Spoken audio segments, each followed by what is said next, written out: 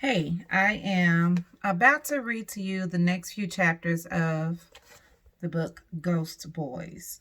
Remember this story about a little boy, a 12-year-old boy who was shot, Jerome, and we hadn't gotten into it well, but what we know is that Jerome had some bullies, and school for him was not a good thing because of those bullies that he was facing.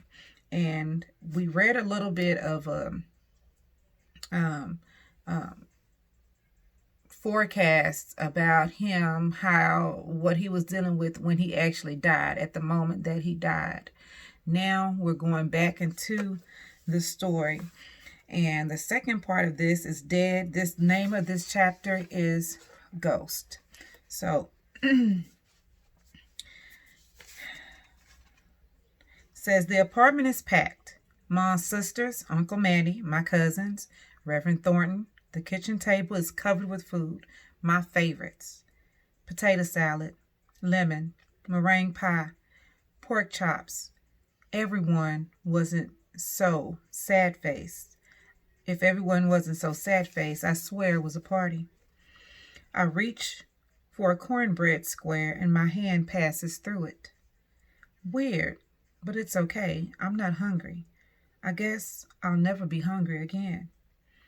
I move, circling the living room. People don't pass through me. It's like they sense I'm taking up space, even though they can't see me. They shift, lean away. I'm glad about that. It's enough being dead without folks entering and leaving me like in Ghostbusters. Ma is in my bedroom, lying on my bed with orange basketball sheets. A poster of Stephen Curry shooting a ball is taped on the wall. Ma's eyes are swollen. Grandma holds her hand like she's a little girl. I don't feel much, like I'm air touching the furniture or Ma's hand. Maybe that's what happens when you're dead. But seeing Ma crying makes me want to crush, slam something to the ground. Inside me hurts. Outside me feels nothing. I try to touch her. Nothing. Just like the cornbread. Ma shivers, and it makes me sad that I can't comfort her. I turn toward the doorway. Kim is reading a book. She does that when gunshots are fired outside, when our upstairs neighbors, Mr. and Mrs. Lyon, are fighting or yelling. For now, I know she's okay. Reading makes her feel better. I stand in the doorway, shocked how my room is filled with family. How it isn't my room anymore. Isn't my place where I imagine, dream I'm playing college ball or in the army diving out of airplanes or rapping on the radio or being president. To my right, Pop leans into the corner like he wants to collapse into the space and disappear. His eyes are closed and his arms are folded across his chest. Who will he shoot hoops with or eat hot dogs with while I'm cheering the Chicago Bears? I'm here. I'm still here, I rasp. Ma on my bed curls on her side. Pop's lips tighten. Grandma looks up, searching. I'm still here, Grandma. Her face is a wrinkled mess. I didn't realize it before, but Grandma is really old. She looks up and through me. Her eyes glimmer. She nods. Does she see me? Does she see me? Reverend Thornton moves past me. He doesn't realize he's tucking his stomach in and entering the room sideways. Grandma notices. Nobody else thinks it's strange.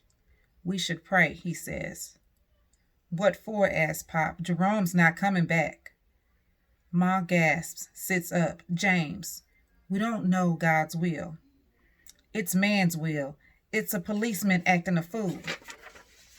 Murdering my boy. Pop's fist slams the wall. The drywall cracks. I've never seen Pop violent. He's in a better place, says Reverend. Jerome's in a better place. Am I?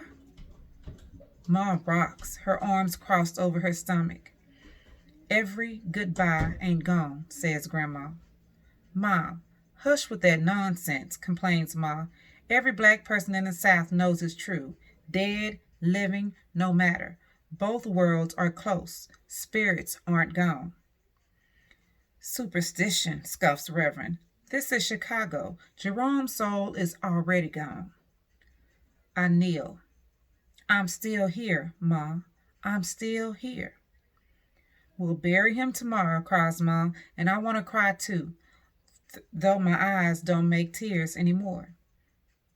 Sue, I'm going to sue, says Pop. No sense why my boy's dead and those white men are walking around alive, free. Emmett, just like Emmett Till, says Grandma. He was a Chicago boy, too. This isn't 1955, says Reverend Coleman.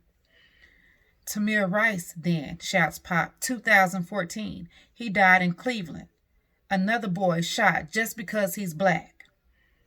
Grandma looks at the space where I'm standing. Her head is cocked sideways. She's breathing soft. No justice, no peace, says Pop. Since slavery, white men been killing blacks. Then he starts to cry. Ma hugs him and they hold tight to each other like they're both going to drown. My heart shatters. Nothing hurt this much, not even the bullets searing my back. My alarm clock clicks, 12 a.m. 9 hours ago, I was playing in Green Acres. Now it's a new day. I'm here, but not here. Where's my body?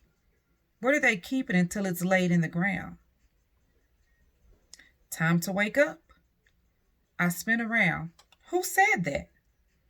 I leave the bedroom, wandering through the apartment, past eating, crying, praying people, and searching for who spoke to me.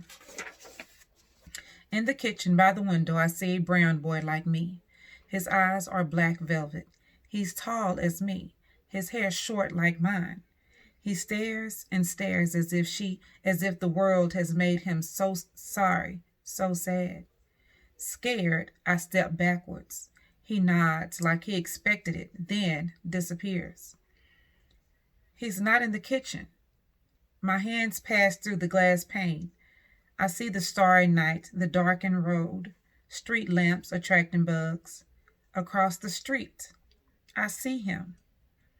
Wispy like soft rain, a ghost like me. Next chapter is titled Church. It's awful spending days in the apartment, everybody angry and mourning. Awful not being able to lie on my bed or eat or speak. I can't sleep. No rest for the dead. I watch my family crying, talking in whispers. Ma seems like she's sleepwalking, shuffling about the apartment like she's still looking for me. Pop is always shouting into the phone, talking to lawyers, newspaper folks. I can't think of anything worse than watching my family hurt. At night, the living room fills with shadows, misshapen, ugly things. I don't go into my bedroom. It's too sad. Ma sleeps there now. Kim, whose bed is the couch, whimpers while she dreams. Afraid to sleep, Grandma stares at the ceiling. Pop, tangled in sheets, sleeps on his back, both arms crossed over his eyes. No rest. No one rests well. Is there some place I'm supposed to go? I hope it's heaven, a good place. But I'm still here, which is nowhere, not able to help anybody. Grandma hums gospel, and wherever I move, she seems to know. She looks at me standing near the television.